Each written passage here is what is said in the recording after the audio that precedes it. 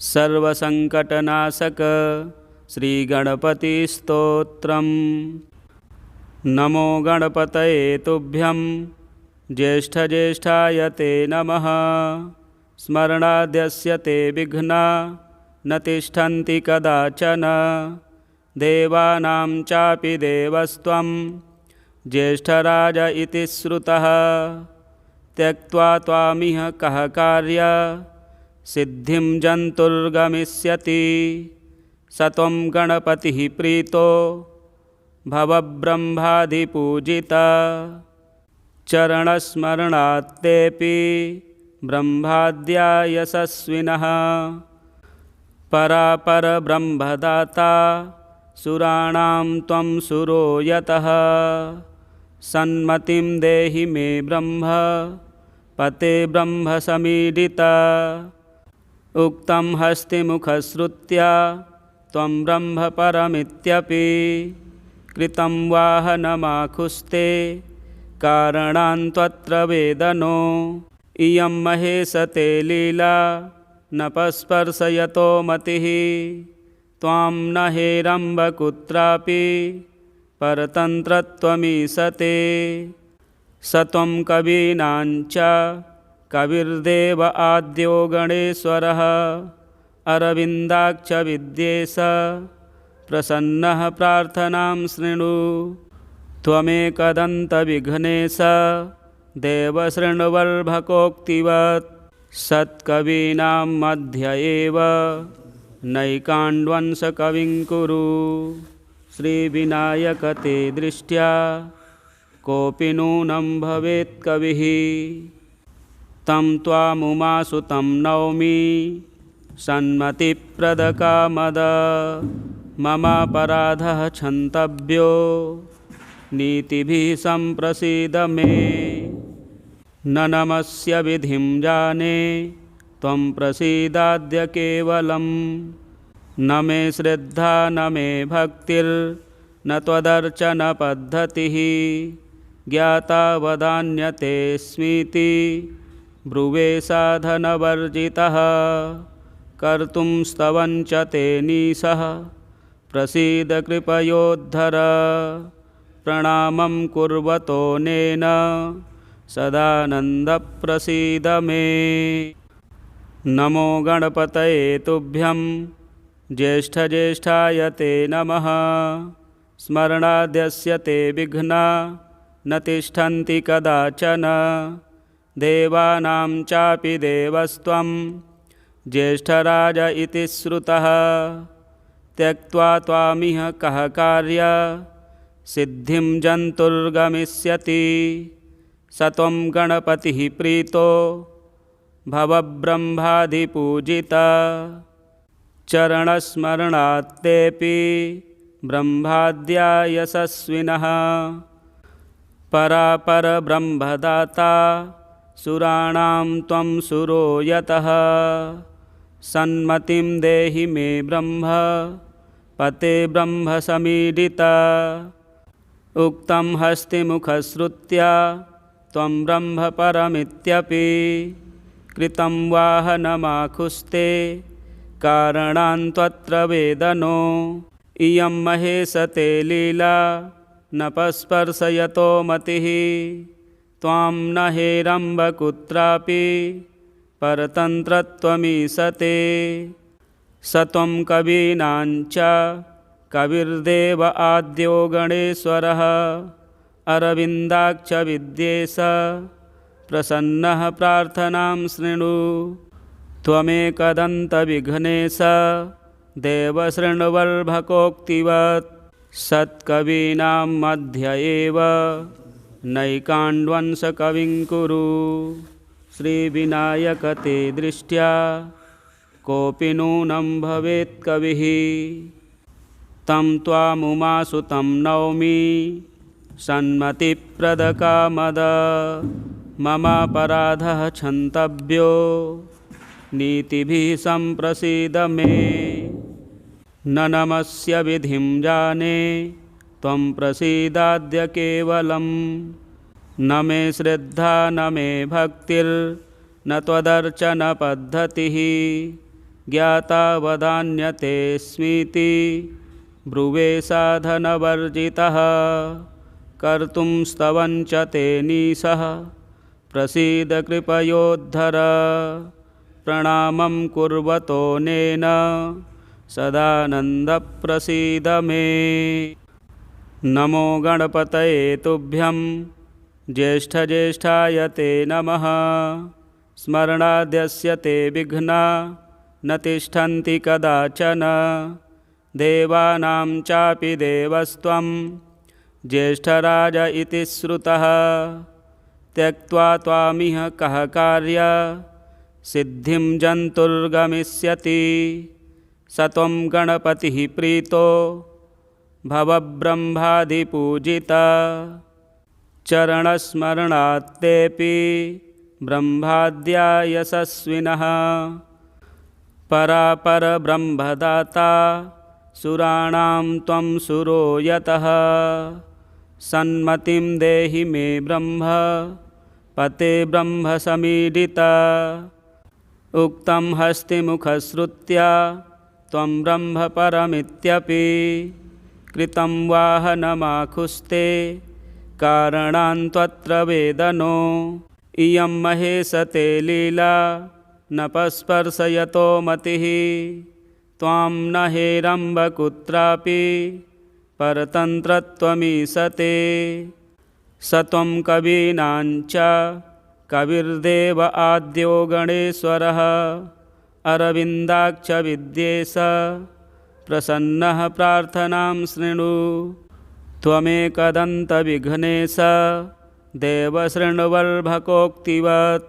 सत्कवीनां मध्य एव नैकाण्ड्वंशकविं कुरु। श्रीविनायक ते दृष्ट्या कोऽपि नूनं भवेत् कविः। तं त्वामुमासुतं नौमि सन्मतिप्रदकामद। ममापराधः क्षन्तव्यो नीतिभिः सम्प्रसीद मे। न नमस्य विधिं जाने त्वं प्रसीदाद्य केवलम्। न मे श्रद्धा न मे भक्तिर्न त्वदर्चनपद्धतिः। ज्ञाता वदान्यतेऽस्मीति ब्रुवे साधनवर्जितः कर्तुं स्तवञ्च तेनीशः प्रसीद कृपयोद्धर प्रणामं कुर्वतोऽनेन सदानन्द प्रसीद मे। नमो गणपतये तुभ्यं ज्येष्ठज्येष्ठाय ते नमः। स्मरणाद्यस्य ते विघ्ना न तिष्ठन्ति कदाचन। देवानां चापि देवस्त्वं ज्येष्ठराज इति श्रुतः। त्यक्त्वा त्वामिह कः कार्य सिद्धिं जन्तुर्गमिष्यति। स त्वं गणपतिः प्रीतो भवब्रह्मादिपूजिता। चरणस्मरणात्तेऽपि ब्रह्माद्या यशस्विनः। परापरब्रह्मदाता सुराणां त्वं सुरो यतः। सन्मतिं देहि मे ब्रह्म पते ब्रह्मसमीडिता। उक्तं हस्तिमुखश्रुत्या त्वं ब्रह्म परमित्यपि। कृतं वाहनमाखुस्ते कारणान्त्वत्र वेदनो।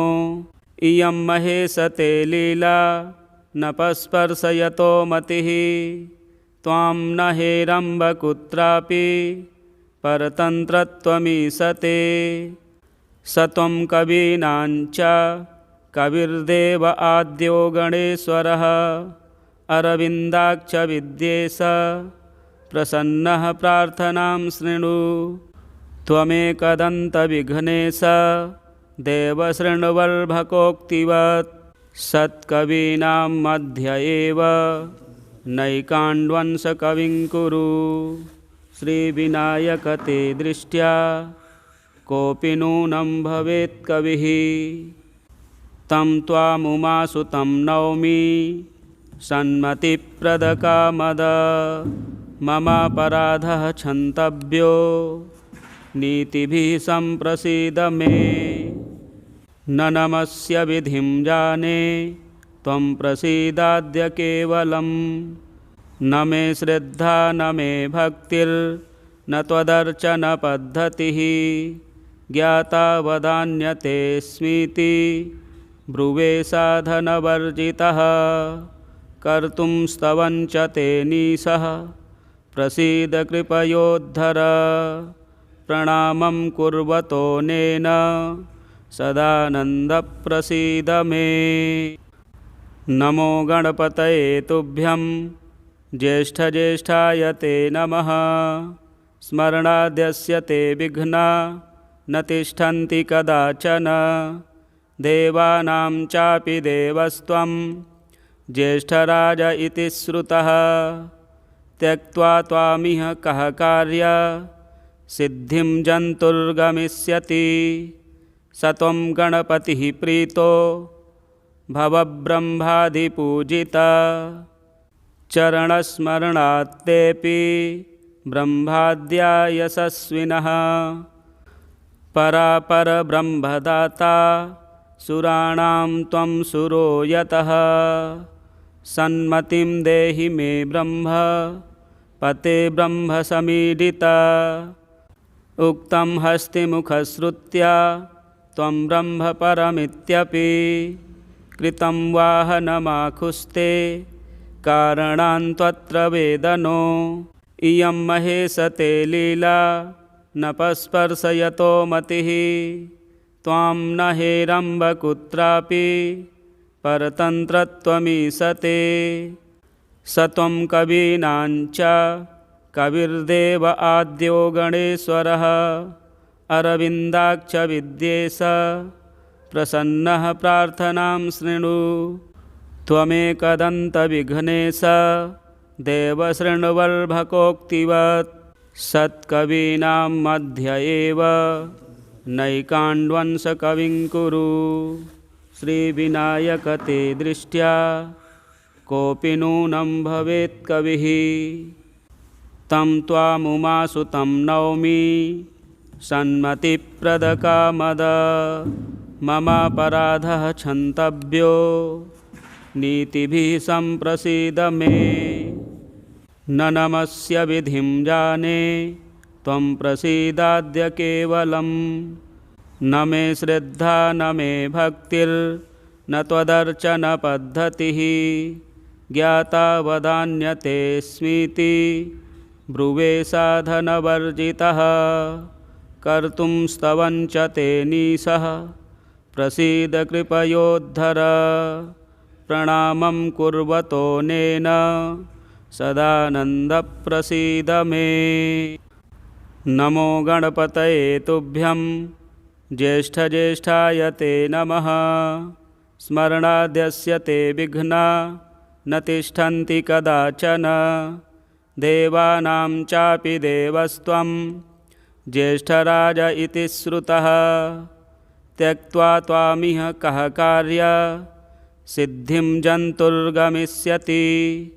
स त्वं गणपतिः प्रीतो भवब्रह्मादिपूजिता।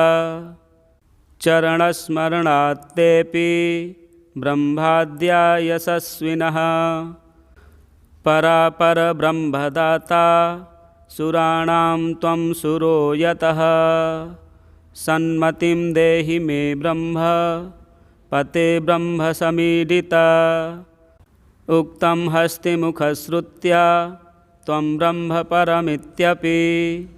कृतं वाहनमाखुस्ते कारणान्त्वत्र वेदनो। इयं महेशते लीला न पस्पर्शयतो मतिः। त्वां न हेरम्ब कुत्रापि परतन्त्रत्वमीशते। स त्वं कवीनाञ्च कविर्देव आद्यो गणेश्वरः। अरविन्दाक्ष विद्येश प्रसन्नः प्रार्थनां शृणु। त्वमेकदन्तविघ्नेश देवशृण्वल्भकोक्तिवत्। सत्कवीनां मध्य एव नैकाण्ड्वंशकविं कुरु। श्रीविनायक ते दृष्ट्या कोऽपि नूनं भवेत् कविः। तं त्वामुमासुतं नौमि सन्मतिप्रदकामद ममापराधः क्षन्तव्यो नीतिभिः सम्प्रसीद मे। न नमस्य विधिं जाने त्वं प्रसीदाद्य केवलं। न मे श्रद्धा न मे भक्तिर्न त्वदर्चनपद्धतिः। ज्ञाता वदान्यतेऽस्मीति ब्रुवे साधनवर्जितः। कर्तुं स्तवञ्च तेनीशः प्रसीद कृपयोद्धर। प्रणामं कुर्वतोऽनेन सदानन्दप्रसीद मे। नमो गणपतये तुभ्यं ज्येष्ठज्येष्ठाय ते नमः। स्मरणाद्यस्य ते विघ्ना न तिष्ठन्ति कदाचन। देवानां चापि देवस्त्वं ज्येष्ठराज इति श्रुतः। त्यक्त्वा त्वामिह कः कार्य सिद्धिं जन्तुर्गमिष्यति। स त्वं गणपतिः प्रीतो भवब्रह्मादिपूजिता। चरणस्मरणात्तेऽपि ब्रह्माद्या यशस्विनः। परापरब्रह्मदाता सुराणां त्वं सुरो यतः। सन्मतिं देहि मे ब्रह्म पते ब्रह्मसमीडिता। उक्तं हस्तिमुखश्रुत्या त्वं ब्रह्म परमित्यपि। कृतं वाहनमाखुस्ते कारणान्त्वत्र वेदनो। इयं महेशते लीला न पस्पर्शयतो मतिः। त्वां न हेरम्ब कुत्रापि परतन्त्रत्वमीशते। स त्वं कवीनाञ्च कविर्देव आद्यो गणेश्वरः। अरविन्दाक्ष विद्येश प्रसन्नः प्रार्थनां शृणु। त्वमेकदन्तविघ्नेश देवशृण्वल्भकोक्तिवत्। सत्कवीनां मध्य एव नैकाण्ड्वंशकविं कुरु। श्रीविनायक ते दृष्ट्या कोऽपि नूनं भवेत् कविः। तं त्वामुमासुतं नौमि सन्मतिप्रदकामद ममापराधः क्षन्तव्यो नीतिभिः सम्प्रसीद मे। न नमस्य विधिं जाने त्वं प्रसीदाद्य केवलं। न मे श्रद्धा न मे भक्तिर्न त्वदर्चनपद्धतिः। ज्ञाता वदान्यतेऽस्मीति ब्रुवे साधनवर्जितः। कर्तुं स्तवञ्च तेनीशः प्रसीद कृपयोद्धर। प्रणामं कुर्वतोऽनेन सदानन्दप्रसीद मे। नमो गणपतये तुभ्यं ज्येष्ठज्येष्ठाय ते नमः। स्मरणाद्यस्य ते विघ्ना न तिष्ठन्ति कदाचन। देवानां चापि देवस्त्वं ज्येष्ठराज इति श्रुतः। त्यक्त्वा त्वामिह कः कार्य सिद्धिं जन्तुर्गमिष्यति। स त्वं गणपतिः प्रीतो भवब्रह्मादिपूजिता। चरणस्मरणात्तेऽपि ब्रह्माद्या यशस्विनः। परापरब्रह्मदाता सुराणां त्वं सुरो यतः। सन्मतिं देहि मे ब्रह्म पते ब्रह्मसमीडिता। उक्तं हस्तिमुखश्रुत्या त्वं ब्रह्म परमित्यपि। कृतं वाहनमाखुस्ते कारणान्त्वत्र वेदनो। इयं महेशते लीला न पस्पर्शयतो मतिः। त्वां न हेरम्ब कुत्रापि परतन्त्रत्वमीशते। स त्वं कवीनाञ्च कविर्देव आद्यो गणेश्वरः। अरविन्दाक्ष विद्येश प्रसन्नः प्रार्थनां शृणु। त्वमेकदन्तविघ्नेश देवशृण्वल्भकोक्तिवत्। सत्कवीनां मध्य एव नैकाण्ड्वंशकविं कुरु। श्रीविनायक ते दृष्ट्या कोऽपि नूनं भवेत् कविः। तं त्वामुमासुतं नौमि सन्मतिप्रदकामद। ममापराधः क्षन्तव्यो नीतिभिः सम्प्रसीद मे। न नमस्य विधिं जाने त्वं प्रसीदाद्य केवलं। न मे श्रद्धा न मे भक्तिर्न त्वदर्चनपद्धतिः। ज्ञाता वदान्यतेऽस्मीति ब्रुवे साधनवर्जितः। कर्तुं स्तवं च तेनीशः प्रसीद कृपयोद्धर। प्रणामं कुर्वतोऽनेन सदानन्दप्रसीद मे। नमो गणपतये तुभ्यं ज्येष्ठज्येष्ठाय ते नमः। स्मरणाद्यस्य ते विघ्ना न तिष्ठन्ति कदाचन। देवानां चापि देवस्त्वं ज्येष्ठराज इति श्रुतः। त्यक्त्वा त्वामिह कः कार्य सिद्धिं जन्तुर्गमिष्यति। स त्वं गणपतिः प्रीतो भवब्रह्मादिपूजिता। चरणस्मरणात्तेऽपि ब्रह्माद्या यशस्विनः। परापरब्रह्मदाता सुराणां त्वं सुरो यतः। सन्मतिं देहि मे ब्रह्म पते ब्रह्मसमीडिता। उक्तं हस्तिमुखश्रुत्या त्वं ब्रह्म परमित्यपि। कृतं वाहनमाखुस्ते कारणान्त्वत्र वेदनो। इयं महेश ते लीला न पस्पर्शयतो मतिः। त्वां न हेरम्ब कुत्रापि परतन्त्रत्वमीशते।